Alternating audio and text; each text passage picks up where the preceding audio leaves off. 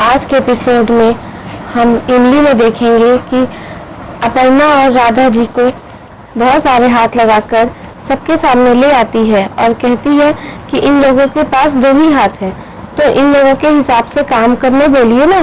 माना कि माँ देवी होती है, लेकिन उन लोगों के पास बहुत सारे हाथ नहीं होते। तभी घर के सभी लोगों को उनके भूल का एहसास होता है और सब लोग सॉरी बोलते हैं। तभी मालिनी आती है और कहती है सॉरी से काम नहीं चलेगा, हर संडे को माँ और ताई जी की छुट्टी होगी और हम लोग सब काम करेंगे। सब लोग खुश हो जाते हैं। आदित्य के पापा कहते हैं अगली बार हम तुमको कोई काम करने का मौका नहीं देंगे, अब तो माफ कर दो तुम दोनों। दूसरी तरफ देव की माँ देव को सलाह देती है घर में पूजा रखे, आदित्य मालिनी और उसके पूरे परिवार को पूजा में बुलाए। देव बोलता है यह अच्छा आइडिया है, इसी बहाने पूरे ससुराल वाले उसके यहाँ आ जाएंगे। तभी अनु कहती है बस आप तैयार रहिएगा, आपके दामाद किसी असाइनमेंट पर बिना किसी को बताए चले ना जाए। अभी देव की माँ बोलती है तुम लोग न्योता देने तो जाओगे ना। अनु कहती है कॉल कर देंगे, जाना क्या है। देव कहता है अनु तुम मत जाओ, क्योंकि तुम जब भी जाती हो कोई ना कोई ड्रामा क्रिएट जरूर करती हो। देव बोलता है मैं सोच रहा हूँ इमली को भी बुला लेंगे। तभी अनु कहती है हाँ हाँ, उस घर के और नौकर को भी बुला लीजिए, सुंदर को भी बुला लीजिए, उनके घर के माली और चौकीदार सबको बुला लीजिए। हमारे घर के नौकर से ज्यादा बड़े हैं उनके घर के नौकर।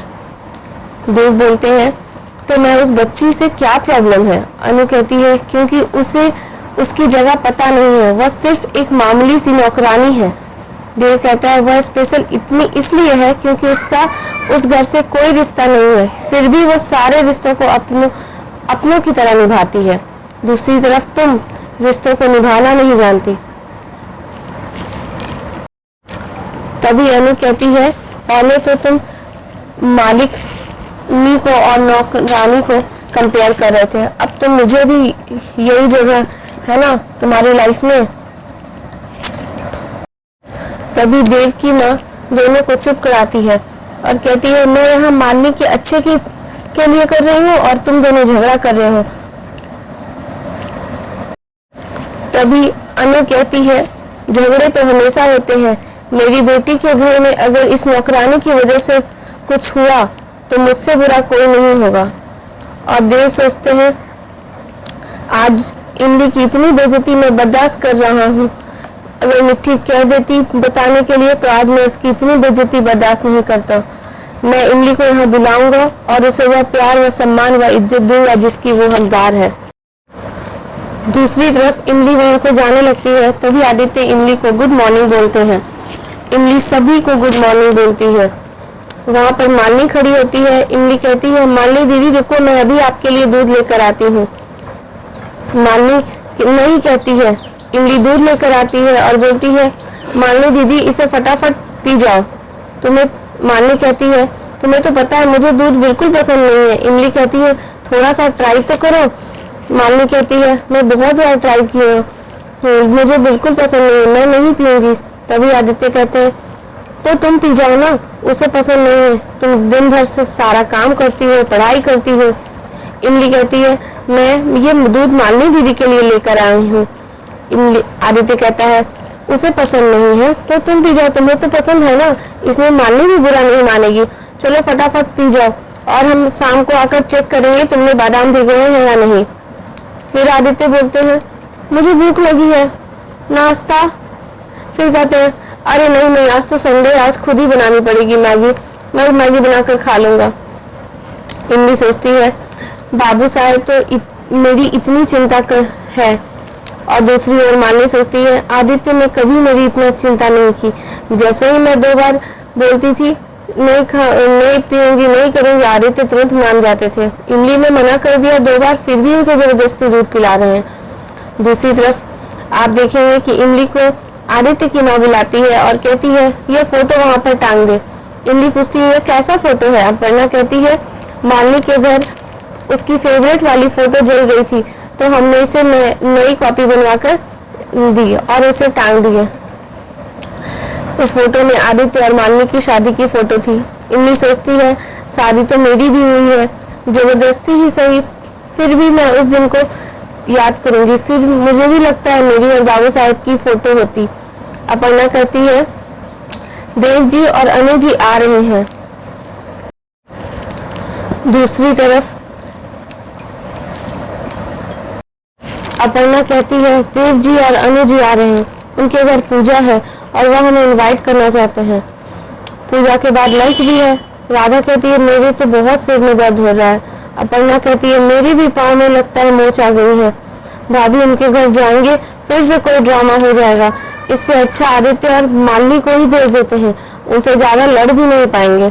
तभी मालिनी आ जाती है और कहती है माँ आपने इमली को देखा है कहीं? सब बोलते हैं यही कहीं होगी। तभी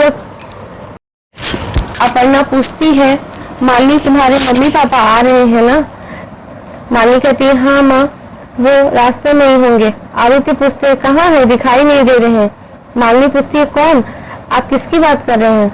आदित्य बोलते हैं कुछ नहीं, हम आते हैं पानी पीकर। दूसरी तरफ इमली ड्राइंग बनाने लग जाती है। आदित्य आ जाता है और कहता है ये तुम क्या कर रही हो? इमली अपना ड्राइंग छुपाने लगती है और कहती है बाबू साहब ये सरप्राइज है। और उसे ड्राइंग इमली